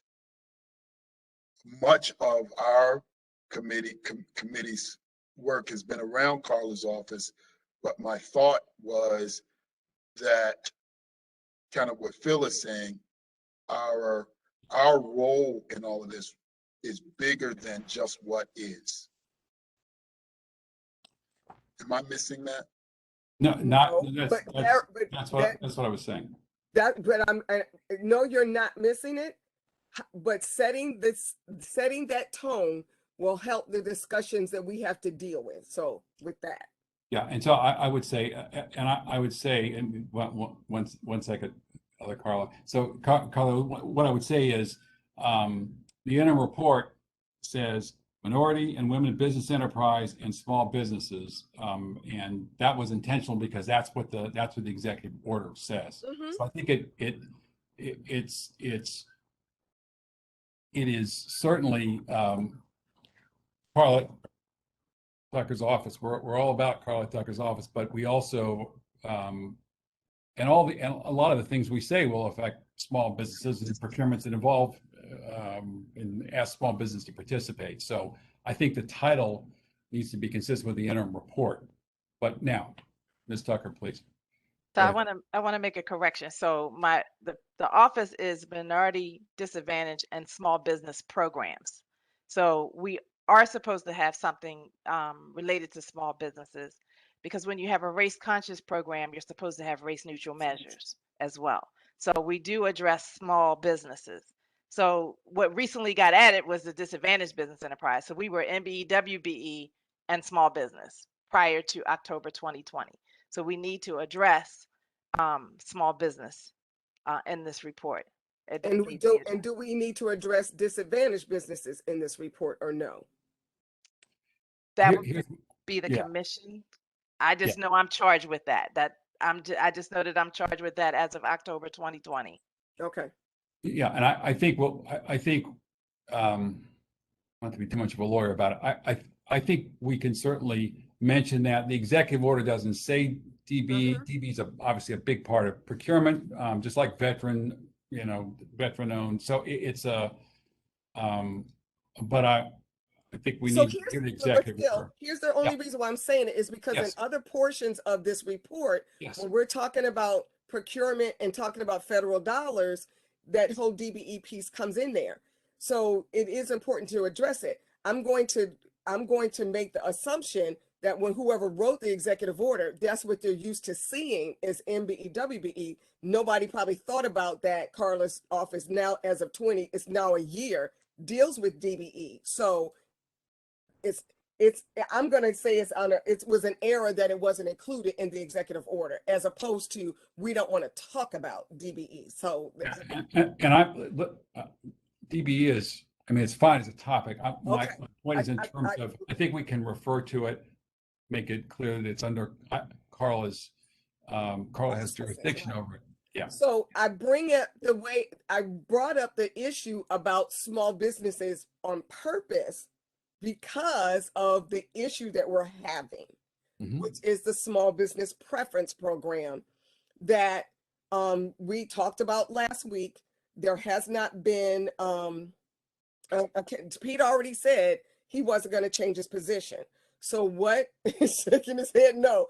And so what we said was we would get letters, we would go ahead and receive the letters from the outside organizations. I'll say for transparency, I had a meeting with Mike Henderson of ABC Baltimore. I've received his letter. I asked him if he could correct something because he kind of left me out of, in the letter. Between his letter and the other one, they were basically saying we don't have enough information to be able to weigh in. And to that point, when you read what the state's small business preference program is and how it's set up, we have been that has not been set up either at the county level, at least not to, I have not asked Carla Tucker how far on they've gone into how it's going to be set up, because there's a committee that reviews these certain contracts before they are put out.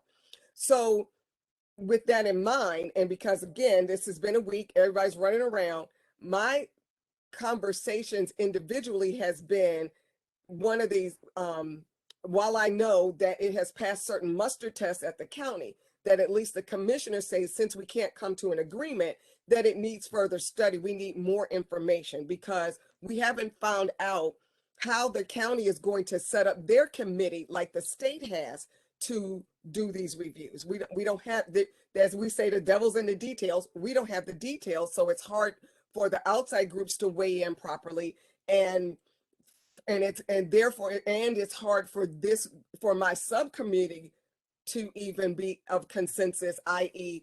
the entire commission cannot be of consensus. So that's where I am right now, is that we can't recommend that it occurs. We need more information at this point. Regardless of what the county is going to do or not going to do, we don't have enough information to compare what the state has because it's not flushed out. That's me. That is not the whole subcommittee. That's where Carla stands. So Scott can weigh in, Sheila can weigh in. It just needs more. We need more info as to how the county is going to set it up. Yeah. So is the idea then that we would note that with respect to our charge regarding small businesses, that that we have we've identified, whatever the right verb is, that small business preferences is a procurement tool, but and we understand that there's the county is giving it consideration. We don't we don't have any details about what the county is considering or the like, and they're really not in a position to comment other than to point out that it is a tool and it's a useful tool. deserves further consideration. I mean, is that what you're suggesting, Carla? I'm waiting for Scott to say something. Yeah. I just wanted to make sure I was clear. I think in my last correspondence, that's pretty much what I was saying, right? It's a tool that should be I won't say we're recommending, but it is a tool that further study should be conducted, something of that nature. So almost similar to the language that we put in for the cooperative purchasing of healthcare. Exactly. Right? Yeah, I would agree too, because when I reached out to members of our association, etc., many of them definitely are in support of a program in Baltimore County, and they, but they also needed more information. But they definitely saw a need because of the practices of Baltimore County in the past, and why some of the studies, particularly in the diversity study, came out as relates to African American companies and what happens to many of those companies in doing business with Baltimore County. So I would agree with the language that Carla and Scott's recommended. Pete, did you want to say something?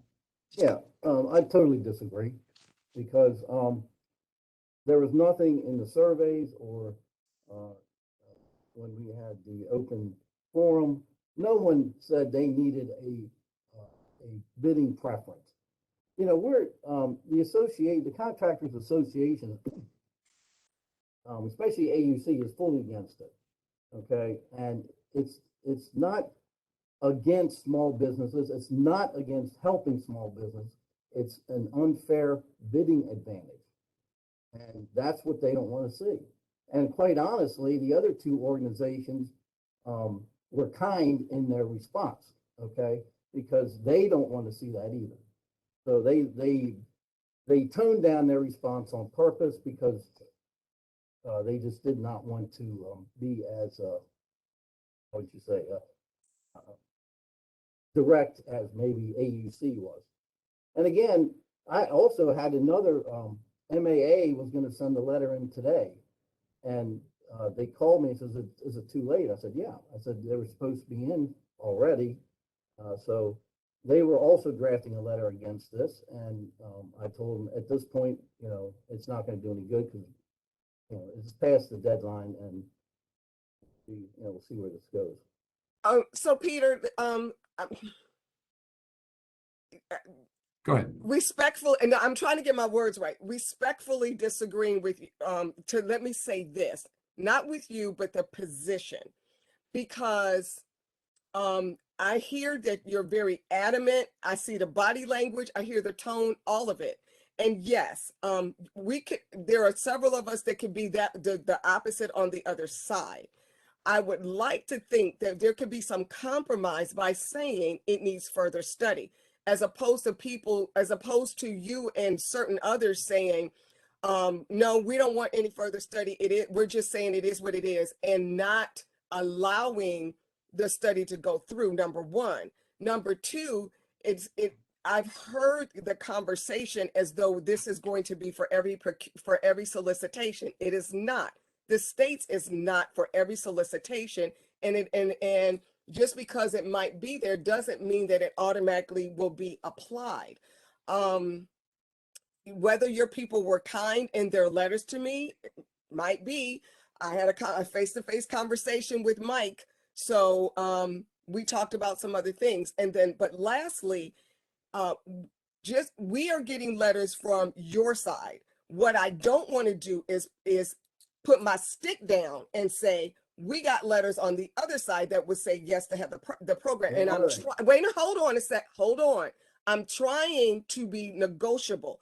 But if you want to keep throwing, and not whether this other letter comes in or not, but we got 3 letters that say we don't have enough. If you're telling me that they're being nice and they really don't want it, I'm gonna pull the trigger and on the other side and say, send these other letters in. And then now we're doing this. And I'm trying to prevent this by saying, let us just allow the further study. Number one. Number two, the county is already moving in that direction, and we don't know what they're gonna sell. So I am trying to say, let the further study happen, let the county do its part, as opposed to just saying, ain't gonna happen, not over my dead body. Because now we're gonna have dead bodies on both sides, because I'm gonna get my people to throw in letters saying we do want it, and that's not where we want to go. Yeah, I had a list of things that I said to myself when I agreed to be chair. One was no dead bodies on my watch. So we're not gonna do that. Pete, I hear what you're saying about they were kind. I'm at the point generally in the world where I sort of take people at their word and what they say, and what they say has meaning, and would take it from there. It seems to me that we have the reality of the county giving consideration to this procurement tool, and in that same field of thought about people meaning what they say, I think you conveyed that the organizations are not saying they don't want to help small businesses, but there can be mischief with procurement preferences. There can be, as we know, mischief and all sorts of things. But I think what's being suggested is, we know this is a tool. We know the state has it, or agencies use it from time to time where they see fit. We're not recommending that the county put small business procurement preferences into place. We're simply saying it's a tool. It's been brought to our attention. It deserves further study and input from all concerned. Doesn't get the point of dead bodies, but in terms of a compromise, let's see if that's something the commission would. Carla Tucker wanted to say something because this came up in her report that was done in July, which is why it's included in the final. But Carla, can you just provide some background or what have you, please? Well, as already mentioned, the disparity study showed a great disparity at the prime contracting level.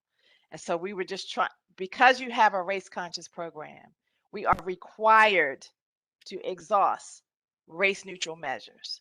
That's a requirement. That's not something that we're making this up. This is something that is in our training that we have to have for legal standing, right? I'm not an attorney, but I know that I am required to have programs that are race neutral because I have a race conscious program. So knowing that the state of Maryland has programs in place and we did not, that's the reason why we looked at the state's program. We didn't go with didn't look at local preference necessarily because local preference limits competition. Mm-hmm. And knowing procurement the way I do, the bottom line is the dollar spent. So that's why we didn't look at local preference, because you're limited in your pool of vendors. That's why we were considering the small business preference program. Just wanted to put that out there. It's very helpful. Thank there's you. some counties that already have the local preference in them. PG County they don't have a small business bidding preference, but they have a local bidding preference. Now, if you were going to use that in Baltimore County, maybe I think there are a lot of people that wouldn't have as much issue with it because you're hiring local people, and we wouldn't have as much problem with it either because 30% of our people live and work in Baltimore County. But it's the 5% bid discount, okay, means that you can procure $1 million or $100,000 bid, say, and you can give it to what's called a small business and pay $5,000 more for it. And who's going to pay for that except for the taxpayers? So it's not a very good use of taxpayer money when you can help small businesses with grants or with loans. We help small business set aside. The state has decided, Maryland Department of Transportation, I'm on the leadership committee with State Highway and MTBMA, and I do know that they do a small business preference quite often, and a small business set aside. They do not use the bid preference, the 5% bid preference. They use small business set aside, and it's a good way to go. Well, It's actually so that our minutes reflect, it's the small business reserve. Thank you. Don't call Correct. it a Oh, it's small right. business reserve. And also Baltimore County, doesn't Baltimore County go by the lowest bid for contracts? We do. Baltimore County does. So In right, the bidding process. in the bidding process, but I guarantee you, and it's just like Baltimore City and everywhere else, when you look at that low bid, and then when those what do you call it, the change orders, yes, those 90% of those contractors end up spending more than what they end up bidding on. So that 5% that you say the taxpayers are paying, I guarantee you on these contracts, and that's something that I had pushed for the city to do, to analyze that so that you didn't use the lowest bid, but you use the most responsible bidder, because you end up 100%, that lower bidder is going to be higher than the highest bidder. Well, Yes. it doesn't, And one more your thing. logic doesn't really make sense. wait, because one at a time. 5% more and you can still have change orders. It makes no sense. Okay, Carla, My point is, it weighs itself out It based on, doesn't. It yeah, does I not. guarantee, yes, well, first of all, I did not, my members of my association are opposed to it and they support small business program, but So do we. because I'm on the commission, I said to them, I needed them to write a letter from their company so that it didn't look like a conflict for me to do it from the association. All of the associations that wrote letters have MBE companies on them. They all have small business companies on them. They have disadvantages business companies on them. And they, for the most part, are in agreement that when you start playing these games of awarding, giving somebody a 5% bidding discount, it goes. I guarantee you, Associated Building Contracts, who I work very closely with, that the majority of their minority companies, which is very few, would probably not support it, because I did speak to a couple of their members who did not support. So a lot of times ABC is not speaking Absolutely. they're speaking on those companies that donate equipment to ABC for Jumpstart, that contributes, pays the largest memberships. It's those companies that weigh in, not their MBEs. That's why Michael Henderson right now is trying to kind of change the image of ABC, because it doesn't focus on really helping their MBE companies. And that's why a lot of MBE companies dropped out of ABC. So Sheila, why doesn't Baltimore City have a 5% bidding discount for small businesses? I'm not at Baltimore City anymore. Baltimore City has to do a whole lot of stuff. We're trying to straighten out Baltimore County. I'd like to hear from Carla Tucker, please. I'd like to go back to the local preference piece that Pete mentioned as well. And let me speak to that first. I know I've talked to not Prince George's, but Montgomery County about their local business preference. And the reason why they went with local preference is because there's a preference in the DC, Virginia area. And so their companies cannot compete in Northern Virginia and in DC. So that's why they went with local preference. But if you look at their local preference program, it includes Maryland businesses, right? So that they consider, if they have so many employees within the state, located in the state of Maryland, that's a local preference. So that's still it's a small business preference. But Maryland law, COMAR regulations also has prohibited, because I used to work for the state, so they prohibited the state from having a preference program. What Maryland has is a reciprocal preference program at the state level. Yeah, and reciprocal preference is, if your state has a preference with your businesses, then that percentage is going to be held against you when your state's businesses bid in Maryland. I understand that. So those preferences that are at Prince George's and Montgomery County, that local preference, that has a lot to do with Northern Virginia and DC, right. Not with Maryland, not with what's going on in Maryland. May I ask Carla also, if we based on the race conscious and race neutral laws, if and I recognize this was, quote, a remedy, that's how it was written in your PowerPoint presentation. What happens to the county if we do not put a race neutral program in place? The MBE program could be shut down. Thank you. You're required to have a race neutral program. You're supposed to exhaust all race neutral measures.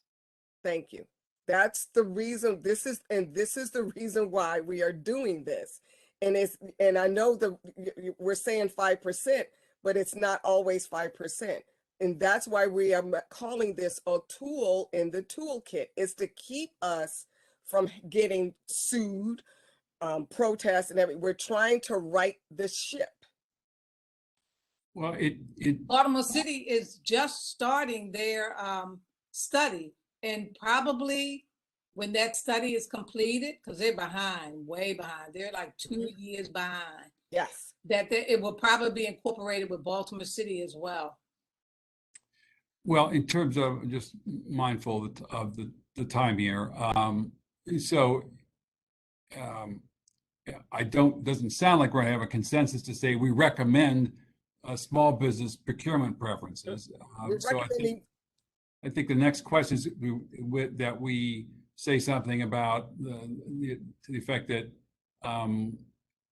it is a tool. We don't have enough information because there's obviously a lot to unpack here, both legally and procurement strategy wise and in other aspects. We don't have enough information to make a recommendation about something specific, but the tool of small business preferences deserves further study, which is really at this point beyond the scope and the jurisdiction of this commission. Something to that effect as a compromise. The tool is out there. The county is already looking at it. There are legal issues that drive the need for race neutral programs, and this is one. Whether it's 5% or 1% or has some completely different structure, and it's meant to help small businesses. Somebody else have to figure that out. We don't have enough information to decide. Right. But in terms of coming up with some language like that, yes, Peter, were you going to say something? That's why I propose we just put in the same language for this that we had in the interim report and let it go and let the county do what they have to do. what language was in the interim report? Because However, whatever was in the interim report for this section. it wasn't in the interim report. That's the point. That's the point. It came up in July when. No, I'm just saying what was written in the interim report, how that was written, transferred into here. I'm looking for that. I'm not sure that we called it out specifically. We didn't call it. That was in the interim report. We didn't. Use that, but that's not acceptable to some of us. Exactly. We had other additional things, just like every other committee had additional items. This committee has additional items. And that wasn't the only one. That's not the only one. So we've gotten caught up on this particular item. Yeah, what were the other? The interim report and some of the other recommendations, we've gotten caught up on this, that we haven't even included some of the other items that we discussed over the course of the last couple of months. At the end of the day, I don't think this report can go in without simply, at least at minimum, a mention. To your point, Peter, I get what you're saying, but we would be truly remiss if it's not acknowledged. Think about how much time we just spent on this conversation in the commission meeting, probably more than we spent on almost any other issue than maybe this idea of cooperative procurement for healthcare. And we've got to put that in, and we're putting that in, and I think this has to go in some way, shape, or form. I think what our chair is trying to do is get to some place where we can at least address this issue without making a firm recommendation that we go off and do something. So I don't know, Mr. Chair, we probably beat this one enough. We don't want dead bodies. We don't want dead horses. Is there a way for us to move on from here and just move on? I appreciate what we that. all have to admit is that each one of us have a business that we're running, and we have vested interest in that particular item. You all are supporting small businesses, represent small business, so it is financially good for you for this to be in here. Okay, so let's just admit that. And if we're going to put this in, then we should say there should be a disclaimer that, and we don't have to mention anybody by name, but that we can't really go any further with this because there's too many people on the committee that have some financial interest or some vested interest or otherwise, or a conflict of interest. I don't think we need to put that. I don't think we need to put something like that in there, Peter, because all of us bring our experience and our positions and the like to this commission. We're all, I think, I obviously didn't appoint the people on this commission. I think the idea was to bring as diverse in every sense of the word a group of people with experience to work together in good faith to come up with something productive that the county can actually actually use. Peter, you wanted to say something a moment ago. Please go ahead. Thank you. I wanted to ask whether it was to the positive or to the negative to consider referencing the fact that there has been a debate about this, and that we've received input from other associations or not. That would be one question. If you want to, one could do as the Redistricting Commission did, and that is to put letters that they received on the commission's website, so that it is available to the public to see how we came to various aspects of our discussion. I would have no issue with that. Well, And I actually, in my mind, I don't have an issue with that, only because I think everything, and this is my piece, whether it's the surveys that we received, whether it's the input that we received in the session that we did, the public input meeting, in my mind, all of that should be on the website. So I wouldn't have any objection to that. I think it's all about being transparent. We need to be transparent. And those that read the report may not, they don't understand the discussions that went on. So as much as we can be transparent, it is a good thing. yeah, well, I think we're all in favor of that. Well, how about this? I'm